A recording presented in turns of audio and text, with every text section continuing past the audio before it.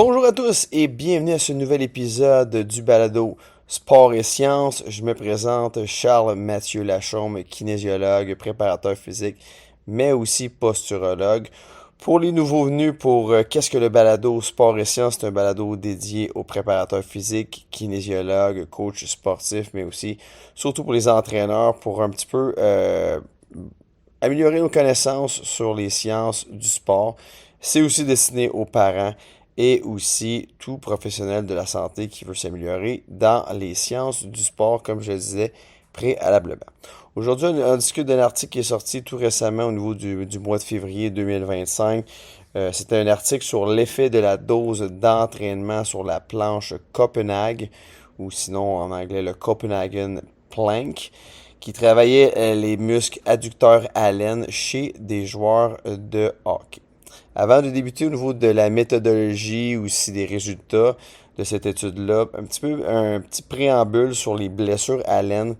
Ça arrive très souvent au niveau du hockey sur glace, mais aussi dans les sports comme par exemple où il y a eu beaucoup de changements de direction comme le soccer. Donc, on pourrait dire au niveau de la science, il y a 5 facteurs principaux qui vont accentuer les blessures à l'aine. Donc, si jamais vous avez eu une blessure antérieure au niveau des muscles adducteurs, ADD, les muscles, on pourrait dire à l'aine, comme pour le commun des mortels, ça augmente les risques de blessure pour une future blessure. Aussi, si on a vu aussi au niveau de la science que les garçons aussi sont plus touchés que les femmes, donc c'est aussi un autre facteur de risque. Si vous avez un statut déconditionné, donc si vous avez pris une trop grande pause d'entraînement, si vous avez eu un off-season, une période de repos avant de recommencer votre sport, c'est aussi un facteur de risque. Si aussi vous avez une diminution de la force des muscles à l'aine, c'est aussi un facteur de risque. Et le dernier, mais non le moindre, ben, si vous avez beaucoup de volume, beaucoup de pratiques, des compétitions, des tournois, quelque chose qui est condensé, il y a aussi une augmentation du facteur de risque à l'aine. On remarque aussi au niveau de la revue de littérature que tous les programmes de prévention à l'aine, ça réduit considérablement les risques de blessures à l'aine. Donc ça, c'est vraiment important à prendre en compte. Par contre, lorsqu'on sait que les programmes de prévention de blessures marchent bien, est-ce que les athlètes le font? Est-ce que même les clubs sportifs le font? Ben, il y a une étude en 2022 qui est sortie qui démontrait qu'au niveau des équipes élites, au niveau du soccer en Europe, seulement 10% des équipes avaient vraiment un programme de prévention des blessures à l'aine via l'exercice de le Copenhagen Side Plank, la planche Copenhague. Donc, on peut voir que, excusez-moi le terme anglais, mais le buy-in est vraiment difficile. C'est l'adhérence au programme de prévention, même chez les élites, c'est quand même difficile. On marque 10% dans cette étude-ci.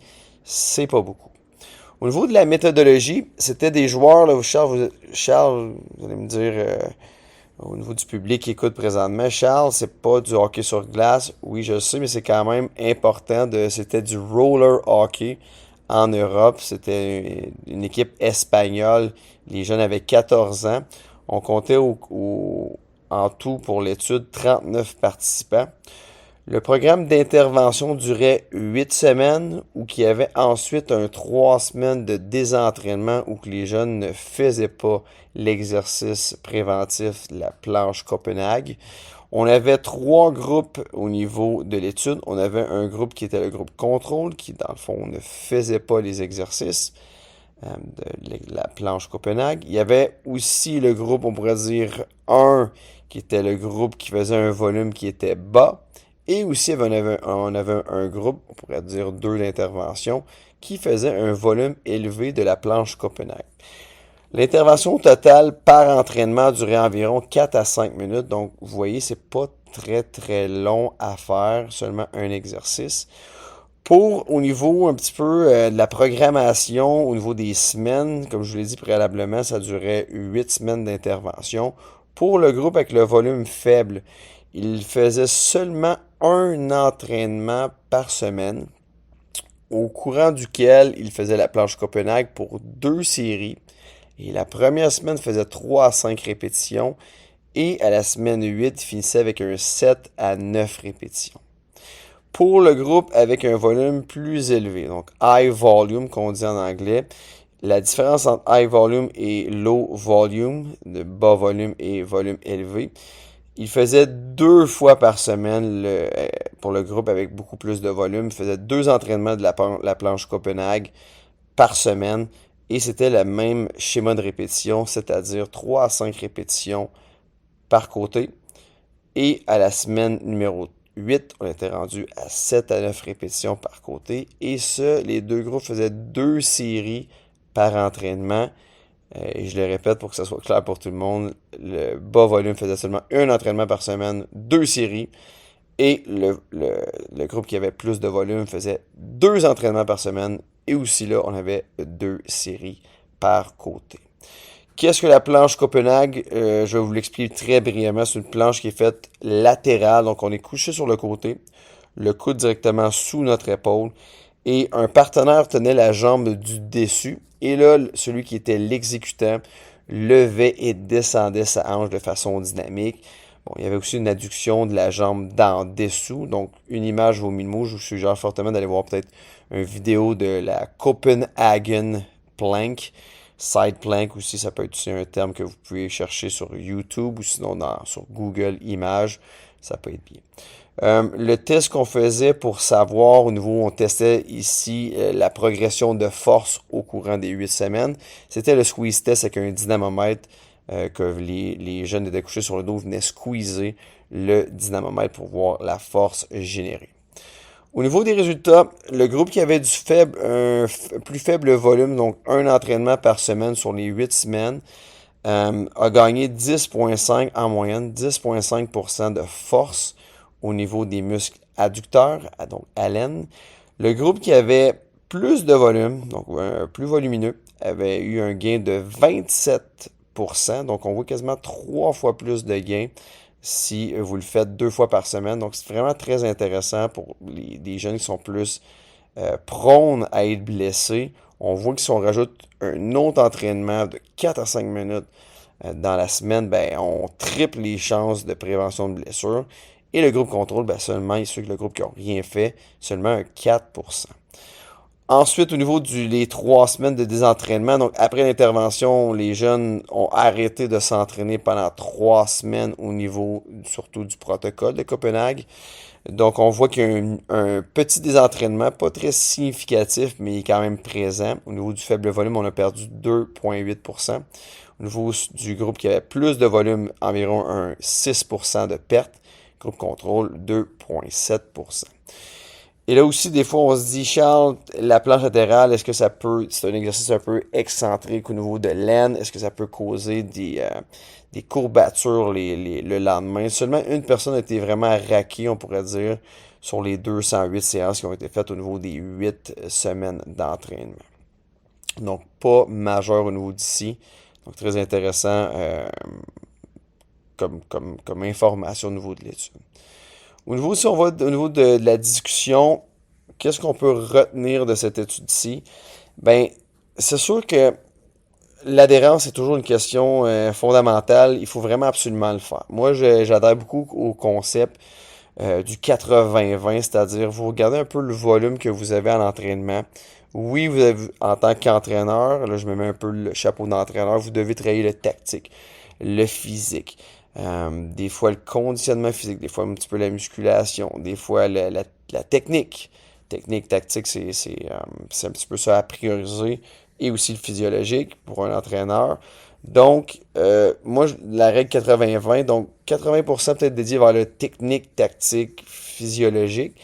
Et peut-être, si jamais vous êtes un entraîneur qui avait peut-être une séance d'entraînement par semaine, 60 minutes, qu'est-ce que je fais, Charles? Comment je peux mieux optimiser ma séance? Ben, c'est sûr que si vous vous concentrez juste le 60 minutes sur le tactique, le technique aussi, ben, il y a peut-être d'autres aspects que vos athlètes vont être blessés parce qu'on n'aura pas touché toutes les tales des sciences du sport dans l'entraînement. Donc, qu'est-ce que je vous conseille? C'est peut-être de consacrer, si vous avez un heure d'entraînement, peut-être un 5 à 10 minutes sur d'autres aspects. Ça peut être musculaire, ça peut être des sprints, ça peut être un peu de musculation, ça peut être des exercices de pliométrie, de saut. juste pour venir prévenir les blessures chez vos athlètes. Donc, quelque chose d'autre que vous viendrez soutenir un peu cette qualité-là physique pour vraiment prévenir les blessures. Donc 80-20, ça peut être quand même toujours un bon concept à privilégier.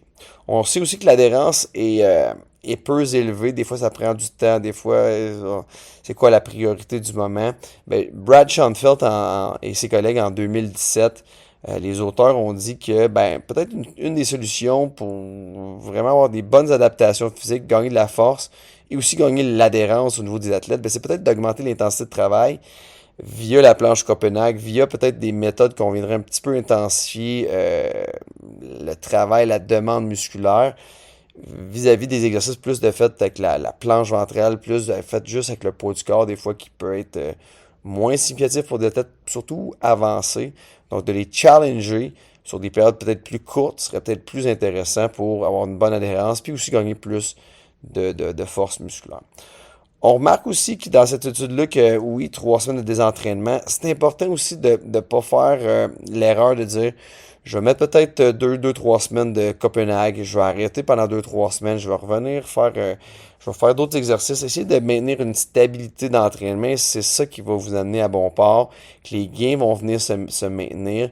Oui, des fois, peut-être que, bon, dans des périodes que vous avez d'autres qualités physiques à consacrer, par exemple, bon, là, je m'en vais préparer peut-être un tournoi, ma technique ou ma tactique doit peut-être être plus intensifiée, ben peut-être pas si vous étiez à 2 fois par semaine, peut-être pas d'enlever complètement cet élément-là de prévention avec la planche Copenhague, mais peut-être de faire seulement un entraînement au lieu de deux. Et comme ça, dans le fond, c'est pas de descendre toutes nos qualités physiques à zéro et toutes les monter à 100%, de peut-être comme un genre de console audio qu'on vient monter certains éléments, on vient descendre, mais on vient pas complètement fermer le son, la musique sur certains paramètres. C'est super important pour au moins maintenir une stimulation qui ne fera pas perdre tous nos gains qu'on a eus précédemment. Donc ça, c'est aussi important. Et aussi, ben, la planche Copenhague, c'est un exercice, oui, au niveau de l'aine, ça travaille un peu dans le vecteur de travail d'une charge, d'un travail, devrait dire, plus excentrique. Et c'est sûr d'ajouter peut-être des charges sur ces exercices-là, si vous êtes capable, pourrait peut-être être plus optimal pour la prévention. Donc, en résumé, essayez de trouver une petite braquette de temps dans votre entraînement pour introduire, si vous êtes un joueur de soccer, si vous êtes un joueur de hockey, à la fin d'entraînement, peut-être au début, une vitrine d'opportunité qui est optimale pour votre sport. Et on le voit comme ça ici, vous êtes capable de mettre au moins un entraînement par semaine, 2 séries par côté, un petit volume suffisant, peut-être une trentaine, quarantaine de répétitions de planche Copenhague par côté, par semaine, serait vraiment, vraiment intéressant. Et on le voit que si vous êtes capable de mettre 2 entraînements par semaine, bien, ça vient un peu tripler vos gains. Donc, dans cette étude-ci, c'était un gain de 27% de force sur 8 semaines. Vraiment à considérer pour prévenir les blessures à l'aine chez nos joueurs de hockey, mais aussi chez les joueurs de soccer.